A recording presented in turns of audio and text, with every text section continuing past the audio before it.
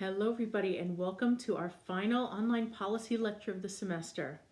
I'm going to go through kind of quickly what we have to talk about today, then we'll have a chat about what's expected for the rest of the semester and sort of what we're looking at going forward. So, what we're going to be talking about today is addressing civil rights and social welfare. Sort of some of the policy issues that have come out of an increasingly diverse society. Things like the Civil Rights Act, all that good stuff.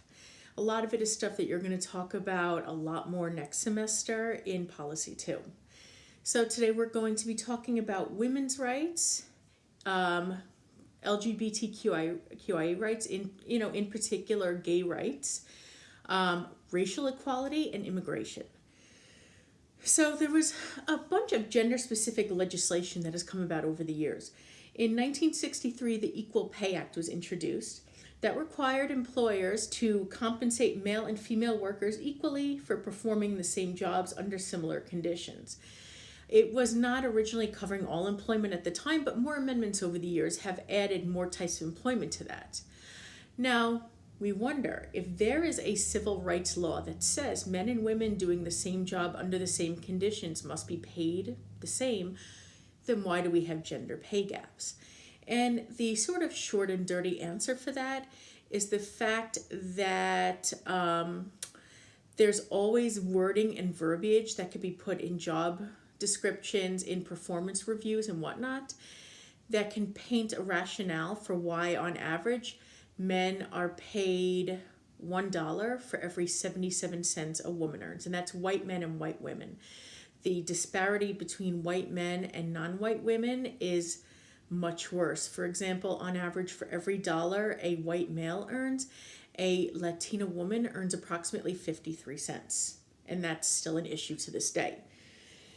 The Civil Rights Act of 1964 had a number of different pieces to it. Title VII of the Civil Rights Act prohibited gender discrimination and sexual harassment in employment practices, and it provided the right to legal redress if you felt you had been discriminated against because you were a woman. So basically, that said, we will not allow you to be discriminated against or sexually harassed because of your gender in the workplace. And if that happens, you are entitled to take it to court and ask for some sort of compensation or a fix of the issue. The EEOC, the Equal Opportunity Commission, is charged with interpreting and enforcing Title VII. So in Executive Order 11375, which was written in 1967, prohibits employers who practice gender discrimination from receiving any federal contracts. And employers who are receiving federal contracts have to create affirmative action plans, and they have to be prepared to remedy any inequities based on gender.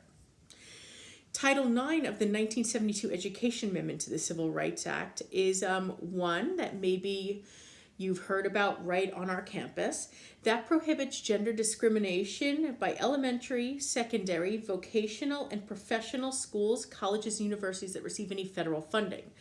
So on our college campus, we have a Title IX office and a Title IX officer in the Allen Administration Building. That officer is Deneen Carr. She is an attorney. So basically, if anybody, and this could be a student, a staff member, a faculty member, alleges that any sort of sexual harassment, sexual discrimination, or misconduct has occurred in the course of anything having to do with the college, the Title IX office will launch an investigation that could result in legal action. So that's at pretty much any school, college, what have you. Again, if they receive federal money, then they are under the purview of Title IX. I'm sure you have all heard of Roe v. Wade. So Roe v. Wade was in 1974, and that was basically the Supreme Court case that gave women the legal right to choose abortion. And that came about because it was determined that the choice of abortion falls under privacy protection. Now, while that is a Supreme Court case, which is a policy in itself that has resulted in policy, as you know, there are constant statewide challenges to that policy that take place in the form of other laws that then go to court, which again we'll talk about more next semester. The Equal Credit Act of 1975 prohibited discrimination by lending institutions based on gender or marital status. The Pregnancy Discrimination Act of 1978 was an amendment again to the Civil Rights Act, and that protected women from employment discrimination on the basis of childbearing. So you cannot be discriminated against in terms of getting a job or in terms of what happened in the workplace based on whether or not you were a mother or were pregnant. The Violence Against Women Act of 1994, also known as VAWA, established the National Domestic Violence Hotline, which is still in effect today, and the National Office on Violence Against Women. That provides funds to strengthen and streamline the criminal justice system and how they approach issues of domestic and intimate partner violence. The Lilly Ledbetter Fair Pay Act of 2009 extended the statute of limitations for filing discrimination suits. So now we're going to talk a little bit specifically about women's rights. So, especially in terms of violence against women and sexual harassment. So the Violence Against Women Act was signed by President Bill Clinton on September 13th, 1994. It provides money each year, right now it's $1.6 billion annually, towards the investigation and prosecution of violent crimes against women.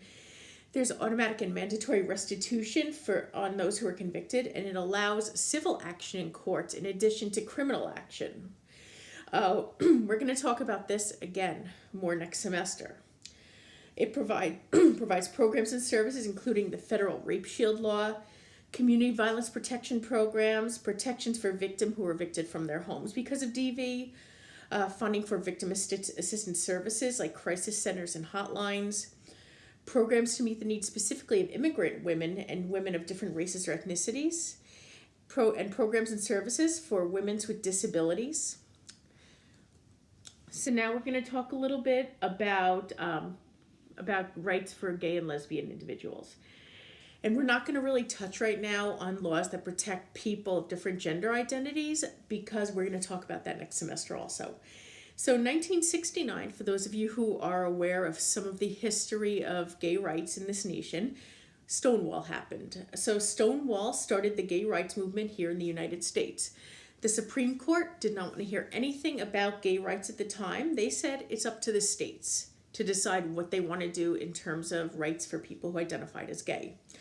So in 1985, the Oklahoma City Board of Education versus National Gay Task Force was a case that happened. The Oklahoma law permitted school boards to bar from employment or to fire teachers who publicly advocated for homosexuality. Basically, it was considered a First Amendment violation of free speech by the National Gay Task Force, saying that even if you are a teacher who is employed by somebody, that does not strip you of your right of free speech to say that you support people who identify as gay.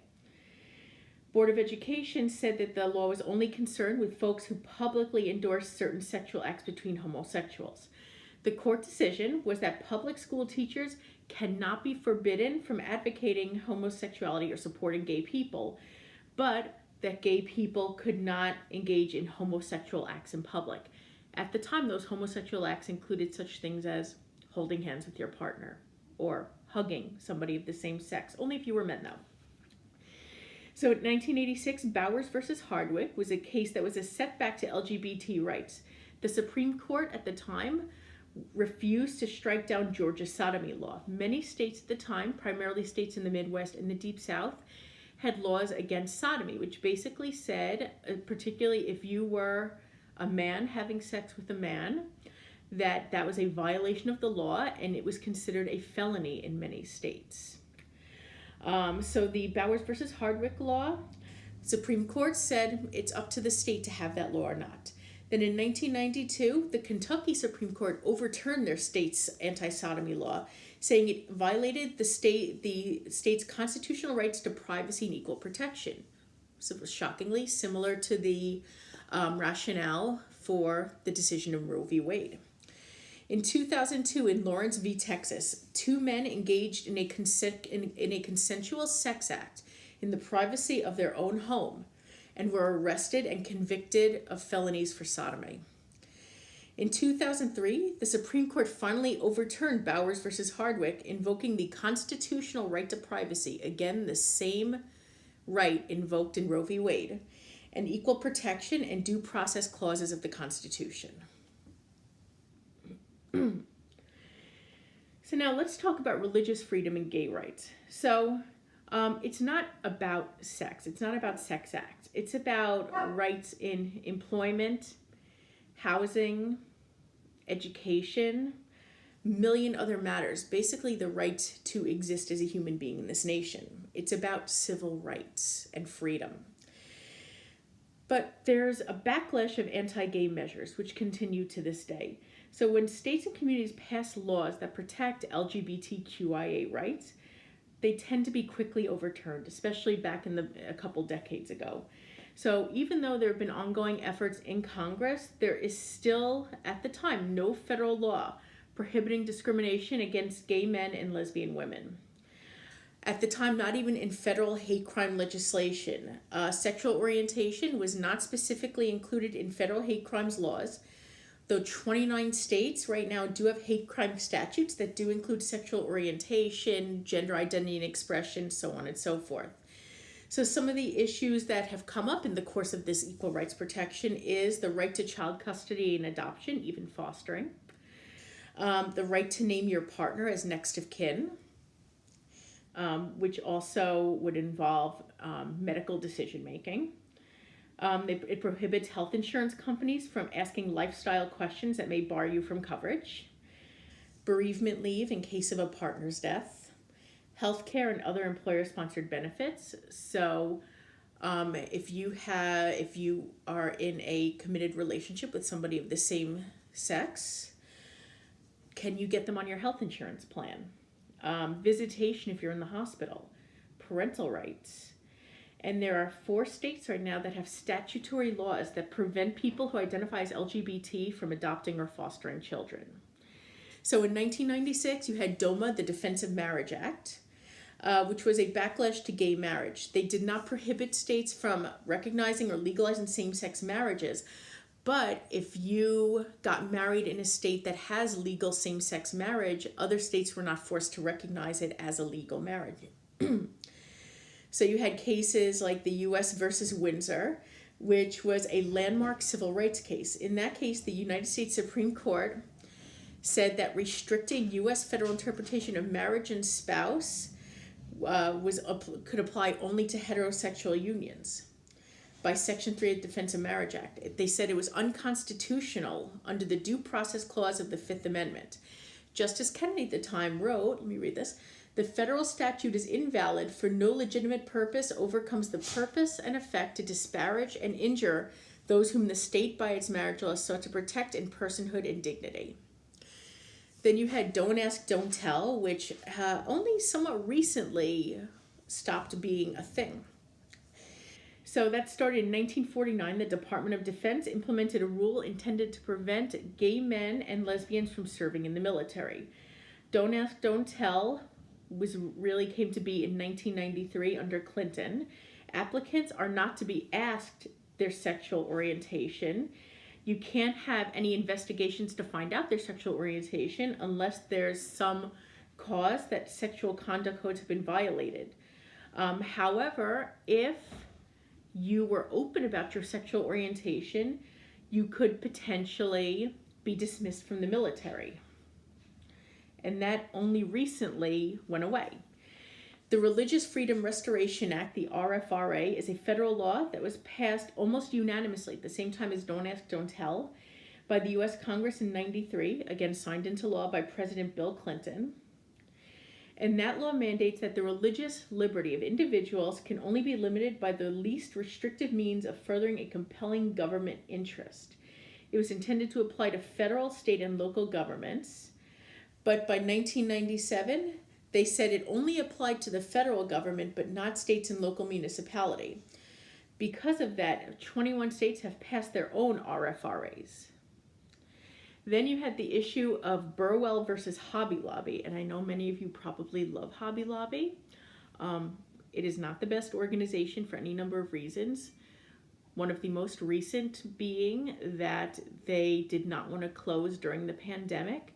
And when they did close, laid off almost many of their employees, especially most of their part-time employees, saying that God would provide for them, and that was it. Not a big fan of Hobby Lobby. So in 2014, the United States Supreme Court handed down that landmark decision in Burwell v. Hobby Lobby, which basically recognized a for-profit corporation's claim of religious belief.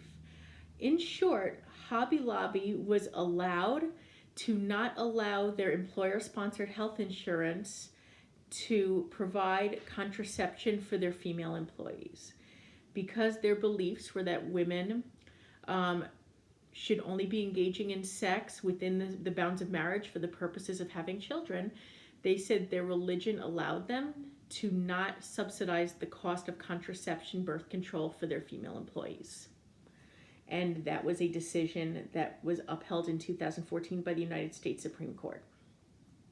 Now let's talk about the issue of race in the Constitution. So the obligations of government to protect citizens from the illegal actions of other private citizens or other government agencies. That was coined in 1863. So the 13th Amendment banned all forms of slavery and involuntary servitude. Now, of course, we're kind of violating that right now because we are using prisoners, mostly non-white prisoners. We are basically selling them to corporations to allow their labor to benefit corporations. So as I think I mentioned in class once, a pretty good percentage of Victoria's Secret's lingerie is made by prisoners who are only being paid pennies per hour to do it. So it's the current modern form of legal slavery. The 14th Amendment guarantees equal protection of the laws and due process to all citizens. The 15th Amendment specifically gave Black people the right to vote, even though we have certainly put up plenty of barriers in the ensuing decade, century, what have you, to still limit the ability to get out and vote. Then we had the case of Plessy versus Ferguson. So Plessy versus Ferguson, you may know better as separate but equal. So Plessy established separate facilities for Black people and white people in both public and private spaces. This was done shortly after that 14th Amendment was ratified. The southern states devised this separate but equal as a way around the amendment to still be able to legally restrict opportunities for Black Americans.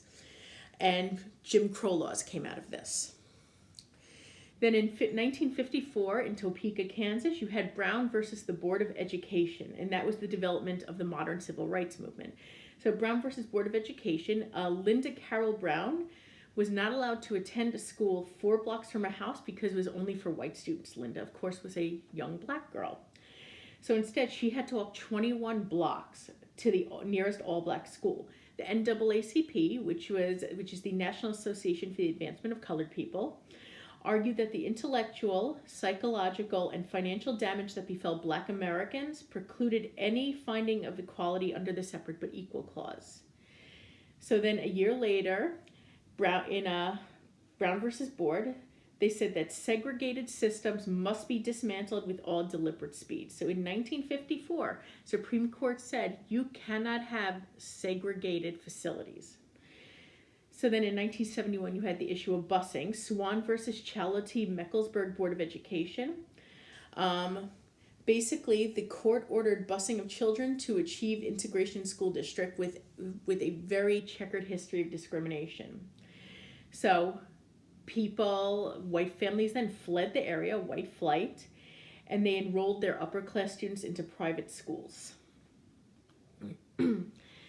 Then the Civil Rights Amendment, 1964. The core features of the CRA were that they outlawed arbitrary discrimination in voter registration, barred discrimination in hotels, inns, what have you, authorized the U.S. Justice Department to initiate lawsuits to desegregate all public facilities, including schools.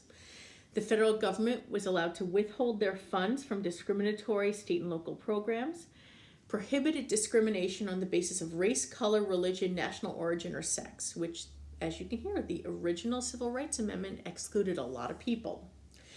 Created the EEOC, the Equal Employment Opportunity Commission, to monitor and enforce bias and employment discrimination. Further amendments were put forth in 1968. So an affirmative action is something that, again, we'll talk about more next semester in more detail. Affirmative action was put into place basically to try to equalize gaps in opportunity for people who were considered to be minorities. While most people think affirmative action primarily benefits Black folks, the primary beneficiaries of affirmative action are white women. Again, we're going to talk more about discrimination next semester, but basically there's a long history of immigration regulation, starting with the Chinese Exclusion Act of 1833, the Oriental Exclusion Act of 1924, the quota systems in 1921, the Immigration Act of 1924, and so on and so forth. So again, we're going to talk more about that next semester in great detail. The biggest things that we've seen in immigration, everything we knew about immigration in more modern times changed with September 11th. We started more racial profiling, more religious profiling at that time. So immigration has provided overall a great economic benefit, a great cultural benefit for the country. Right now, if you hear what's going on in the news, we're seeing a lot of anti-Asian sentiment because of the virus. So that is the last lesson I have for you for this semester. I miss you guys. It's been a rough several weeks. I hope you're doing well. I hope that you got as much out of this class as I've been able to give you with the limited means that we've had. If you have any questions about any of the remaining assignments, I did send out an email, I believe, last week. Just, again, shoot me an email. I hope you're all staying safe. Hope you're surviving. We don't know what's going to be for the fall. We're having internal conversations kind of based on problem solving. We're certainly hoping to go forward with regular classes in the fall, but I think we all have to be prepared for the alternative. We have to be able to adapt, and we're all going to get through this, and we're going to be okay.